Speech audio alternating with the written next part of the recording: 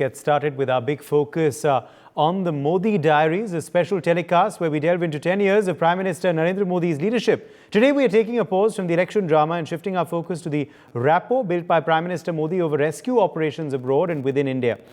Well, it took, remember, a whole of 17 days to rescue the 41 workers who had been trapped in the Silkyara tunnel in Uttarakhand. Over 600 families had been rescued during Joshimath's land subsidence crisis as well. Over 1,000 passengers were rescued in the tragic Balasore train accident.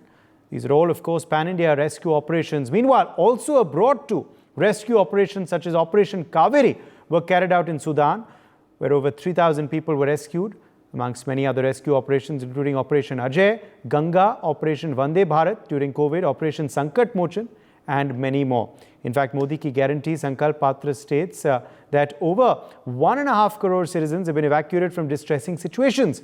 Meanwhile, Prime Minister Modi recently spoke about how the Tiranga guaranteed safe evacuation of Indians stranded in the conflict zone. The question that arises is, has Prime Minister Modi made security and safety of all Indians in India and abroad his topmost priority? But let's in fact listen into what PM Modi said in his most recent interview on this subject. Ukraine की चर्चा जरा ज़्यादा हुई है, लेकिन मैं 14 से लेकर ऐसी कई घटनाएं हैं. अगर आपने एक सुषमा स्वराज जी का एक इंटरव्यू है, आप देखिए कि कैसे यमन में से हमने हिंदुस्तान के लोगों को लाए और सऊदी किंग के साथ मैंने बात करके उनसे कहा भाई मुझे वहाँ यमन से लोगों को लाना है, तो आपका बॉम्बार्डिंग चल रहा है, हम कर नहीं पा रहे हैं, मुझे कैसे मदद करेंगे? तो उन्होंने कहा कुछ समझ दीजिए मुझे. और सुषमा जी ने अपने इंटरव्यू में सारी चीज़ें कही हुई है. भारत की रिक्वेस्ट पर एक पीरियड रहता था जिस पीरियड में बम्बार्डिंग नहीं होता था, और उस समय हम हवाई जहाज़ में हमारे लोगों को निकालते. यमन से करीब 5,000 लोगों को हम लाए थे. उसी प्रकार से यूक्रेन में मेरा यूक्रेन से भी इतना ही घनिष्ठ नेता है, मेरा रशिया से भी इतना ही घनिष्ठ नाता रहा है. दोनों राष्ट्रपति के साथ में बहुत मित्रतापूर्ण मेरा रहा है. मैं पब्लिकली राष्ट्रपति पुतिन को कह सकता हूं कि युद्ध का समय नहीं है. मैं यूक्रेन को भी कह सकता हूं पब्लिकली कि बातचीत के रास्ते पर ही जाना चाहिए. और इसके कारण मेरी क्रेडिबिलिटी है. और जब मैंने कहा भाई भारत के इतने लोग, हमारे नौजवान फंसे हुए हैं और मुझे आपकी मदद चाहिए और मैं आप क्या व्यवस्था कर सकते हो, फिर मैंने बताया मैंने इतनी व्यवस्था की है, आप इतना मेरी मदद कीजिए. उन्होंने मदद की और भारत के तिरंगे की ताकत इतनी थी कि विदेशी व्यक्ति की भी भारत का तिरंगा हाथ में रखता था तो उसके लिए जगह मिल जाती थी. तो मेरा तिरंगा ही मेरी गारंटी बन गया था. Joining us live at this point is Ambassador Bhashwati Mukherjee, former diplomat. We also have Captain Shyam Kumar, Indian Navy warship captain, joining us live. Also with us is Tushar Singh, who was in fact evacuated from Ukraine. Faisal Sumi also joins us, who was also evacuated from Ukraine. Ambassador Mukherjee, let's begin by talking a bit about the missions abroad. There were several complex rescue missions abroad, including those, of course, in Ukraine, in Sudan, and in other countries, of course, in the recent past where we've seen turmoil. All of this was carried out in record time, Ambassador Mukherjee, wasn't it? Absolutely. We have standard SOPs in embassies how to deal with such issues. And it goes back to, in fact, decades, right from the time, for instance, when Lebanon was being bombed, and the ambassador there actually was a lady HOM. What we normally do is we have a list of all Indians. We reach out to each and every one of them, either on email or on mobile phone or on whatever form of communication is available. We inform them of what the embassy and the government of India is trying to do. We explain to them the do's and don'ts they should follow. Like, for instance, we have somebody here from Ukraine, so he would remember that for instance, in the Ukraine crisis, we told them never to venture out until they hear from us. And then we would collect them in a safe place, and then we would try to move them either by land, and if that is too dangerous, then try somehow to either move them to a border area where we can then remove them by either by ship or by a small plane to a bigger destination where they can be flown back to India. These are standard SOPs. They have always worked all these years. But each and every time, Uday, you must remember that the situation on the ground is different. So each time the SOP has to be modified according to the situation on the ground, according to whether there is daily bombardment, according to whether there is active danger in the individual concerned stepping out, or there is active danger in the individual not stepping out because the house could come crumbling down on him.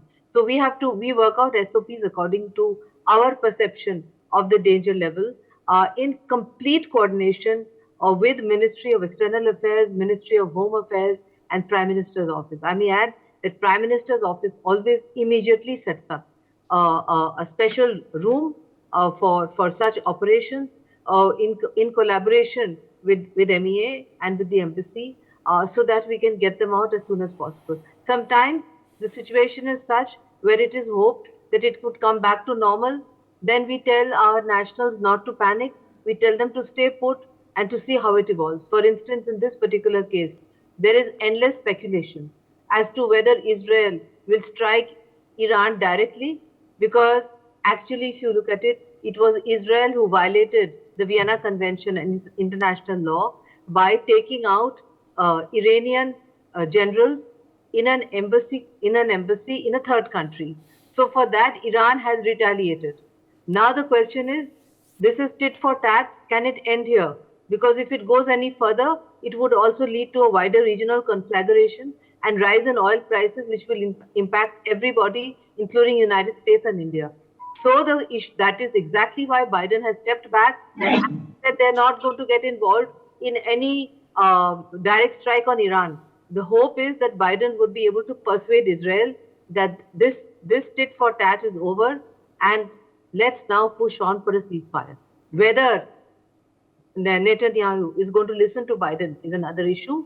Whether he is going to strike directly or strike at Iran's proxies in the region is again something we need to watch and wait, because if he strikes the proxies, the possibility is the situation may come down because Iran will then not strike Israel directly.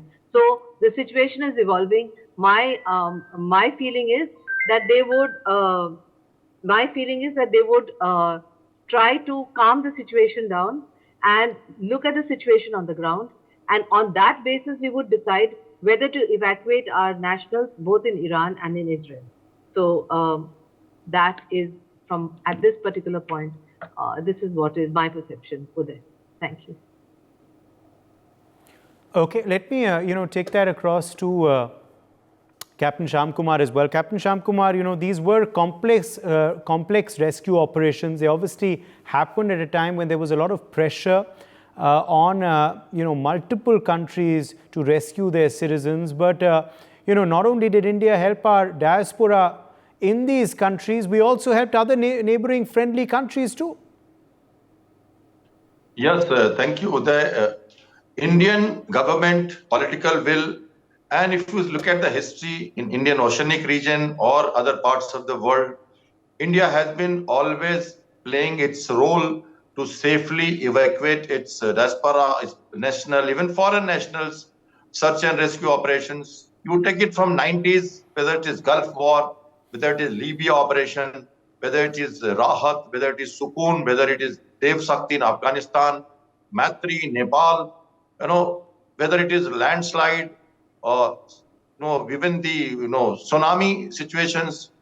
And in last few years, if you look at them more carefully, of course, the Indian Armed Forces, and when we look at the broad evacuations, then the Indian Navy and the Indian Air Force comes into play. So the recent operations which you see in last few years have been well displayed through media, and even our ministers, our senior people, the political will and the resources, the government machinery, NDRF, the armed forces, the equipment, and even the people around us, the support of the people also matters. So the entire thing comes as a national issue, patriotism, or a case of national some kind of operations in which the entire country takes part.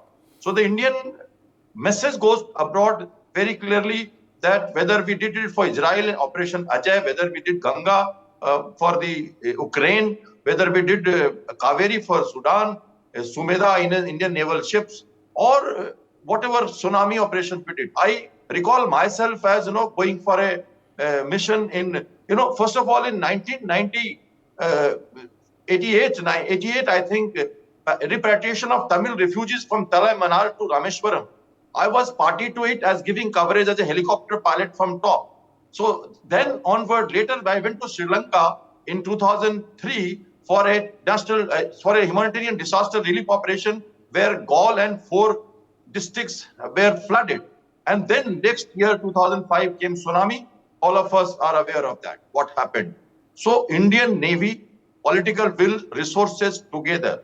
Big brother role in Indian Ocean and Indian Oceanic region and beyond has been very, very vivid and very, very clearly visible through media these days. And I think we have taken it as a pride. And the Sagar mission of safety, security, growth of all in the region, looking east, looking west, acting east, acting west, and first provider, first person. I remember when I went to Sri Lanka at night, American ships were there at shore, but we entered first in Gaul, and that gave a message. The BBC reported, the Colombo reported, and we actually got our place where we wanted to be, in this region at least. So I think Indian Navy, Indian Air Force, Armed Forces, civil resources. Recently in Turkey, we see that even after coming back, the kind of honor that we get from the government machinery, the praise, the pat on the back, it motivates the entire machinery, the organization, the people working around it. You know how the country was, praying for successful evacuation in the tunnel at Uttarakhand, which you mentioned at the beginning. So that it is going in a very integrated manner. It has been a little more, displayed, a little more operationalized, more SOP has been formed, and we are ready to move from cold start. So when we say cold start, I would like to say all Indian naval ships are ready for rapid deployment because they are platforms which are mobile, ready to move on a ready. Every command, every harbor, Indian Navy has a ready duty ship which moves at, we call it sail with dispatch. That means there are hardly any briefing, there is hardly any resources. You just get the material, you get the inputs, and you move with helicopters, with support, with the water, resources, material, food, boats, medical teams, and divers, so that any kind of search and rescue evacuations, etc., you are likely to do. We have ships like that which are made for this purpose. We have, there are certain ships which can carry 1,000 people on board.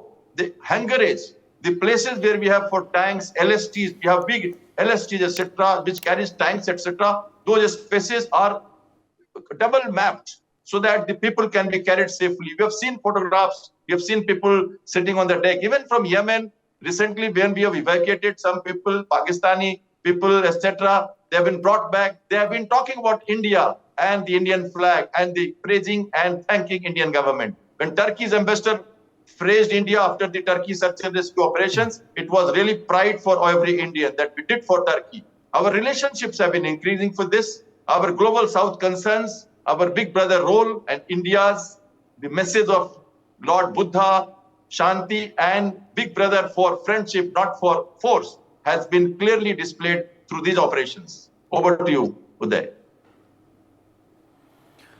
Yes, let me, also now quickly hear first-hand accounts from, two individuals who, of course, were evacuated themselves. Tushar, let's bring you in here first on, your story about when you were evacuated and, what you experienced and how smooth it was for you.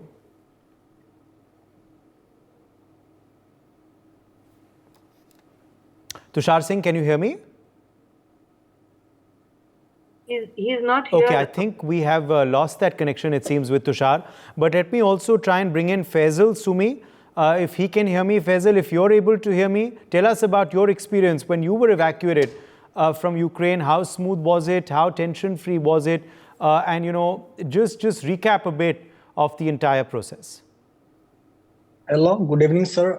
Actually, I was in Sumy, which is like just near 25-kilometer far from Russia.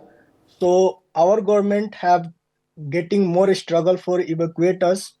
Actually, Russia invade Ukraine on 24th of February, but actually we get evacuated after 13 days later.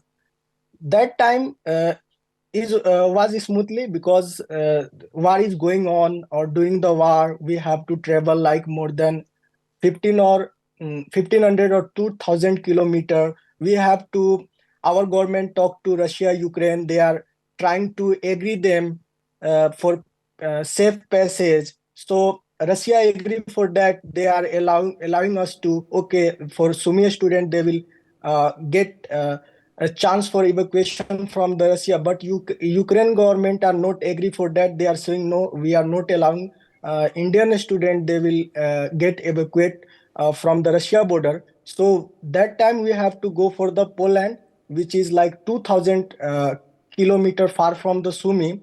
So that was like so nightmare. Like we surviving more. After that, our government done the evacuation. That was so great. But after evacuation, our government left us alone. We didn't get the admission anywhere. Still, we left our document in our previous university, like transcript. Also, our government give like, I will try for betterment of the future of the student, but still they didn't do anything for us. We are protesting in Delhi. We have a group like, but we didn't get any profit. We have to give minimum $2,000 for transcript or all the document from the our university in Ukraine.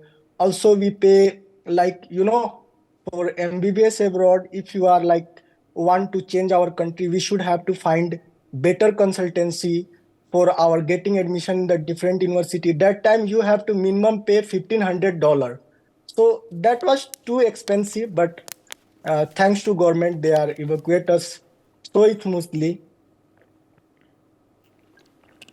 Yes, absolutely. Also, Faisal, it must have been, pretty complicated because there were so many other nationals from so many different other countries as well who were all waiting to be rescued too. So to manage all of that, obviously must have been complicated, but the Indian government, as you're saying, did it pretty smoothly.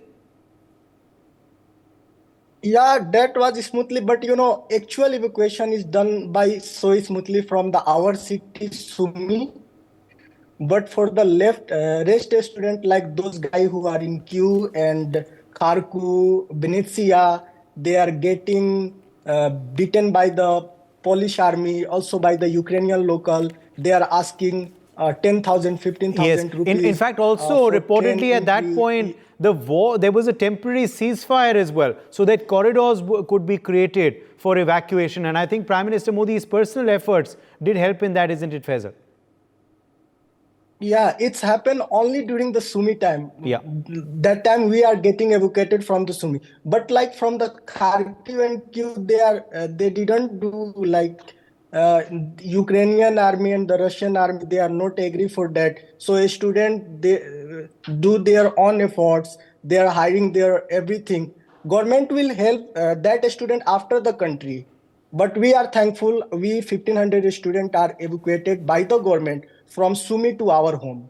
Yes. You've seen these kind of rescue operations over the years, Ambassador Mukherjee. How smooth were these ones carried out, in the previous few years by our government? And obviously, how complicated is the procedure? Everyone thinks that these things happen by the snap of a finger, but it's not so easy, is it? It can never be easy because in every case, as I said, the dangers are different and the situation is very volatile. So when you are trying to evacuate your innocent Indian civilians stuck in the middle of a war zone, you have to make sure that when you give the green signal that we're going to evacuate you, nobody comes out and kills them and the rescuer. In this particular case, for instance, what Faisal has said is quite correct. He was close to the Russian border, so we had to collaborate with the Russians and the Ukrainians to allow safe passage so that could be evacuated.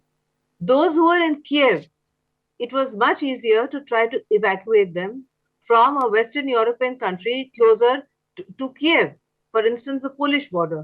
So, in each and every case, depending on the danger, depending on the relative safety of the corridor, depending on how reliable is the safety corridor, and that the ceasefire will not be broken, we gave the signal from the embassy in consultation with PMO and MEA and got our nationals back.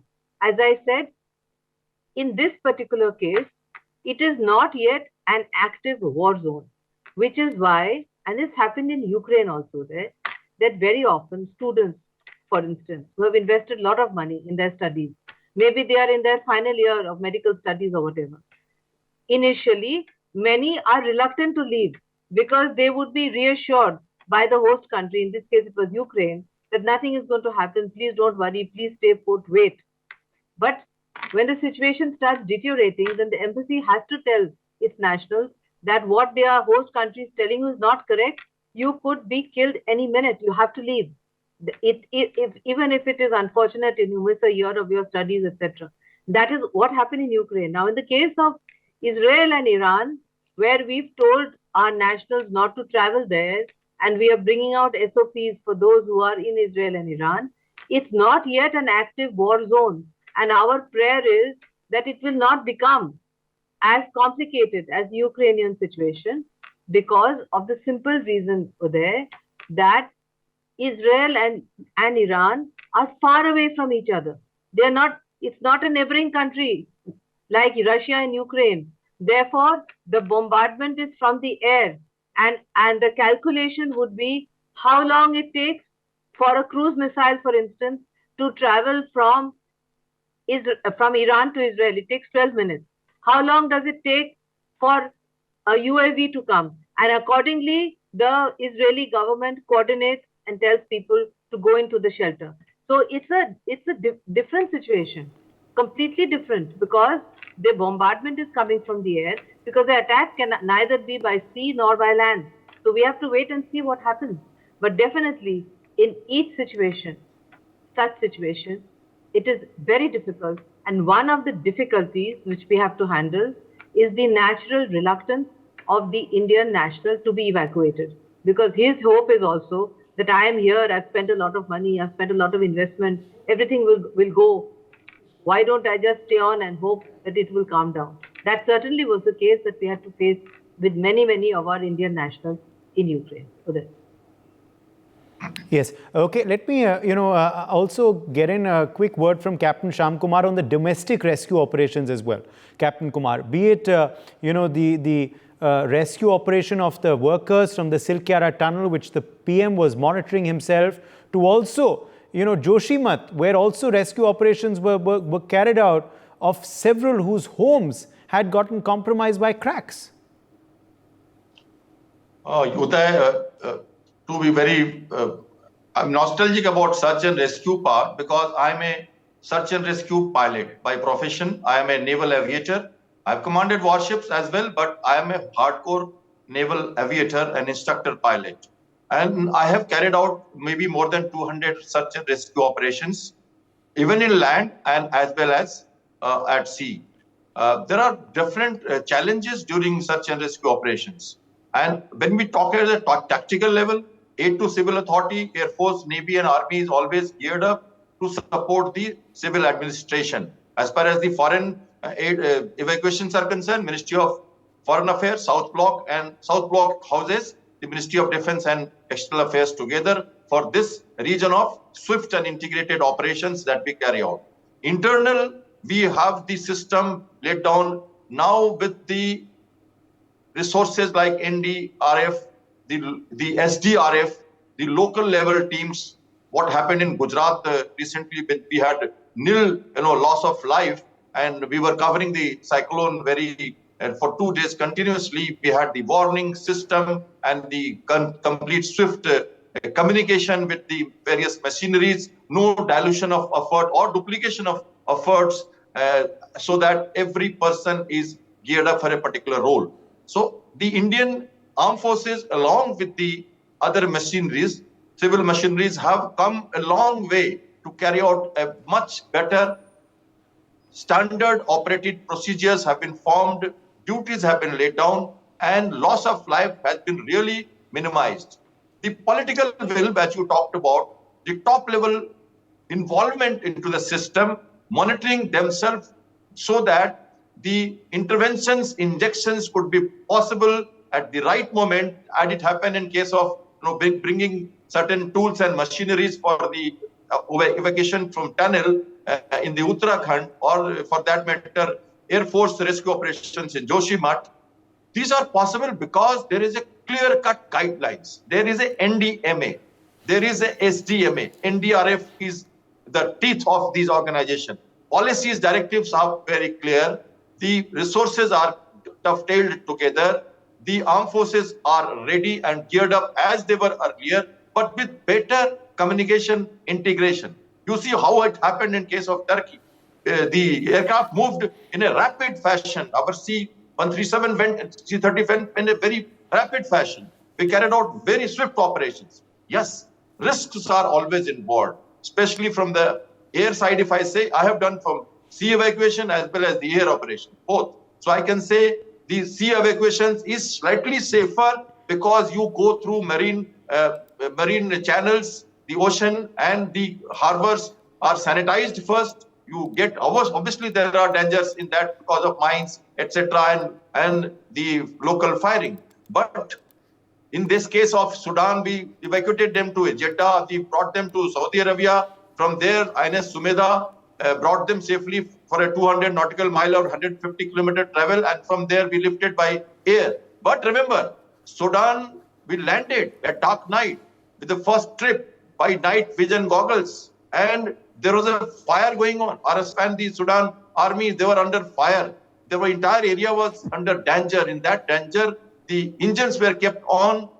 Garud commandos went out, got the people on board, and then they took off in a swift operation using night vision goggles. Similarly, in Indian scenario, a lot of risks are involved, especially in search and rescue in the hilly areas. Even in marine operations, when we are having very rough sea, we have to go over a merchant ship, land on board, and rescue people.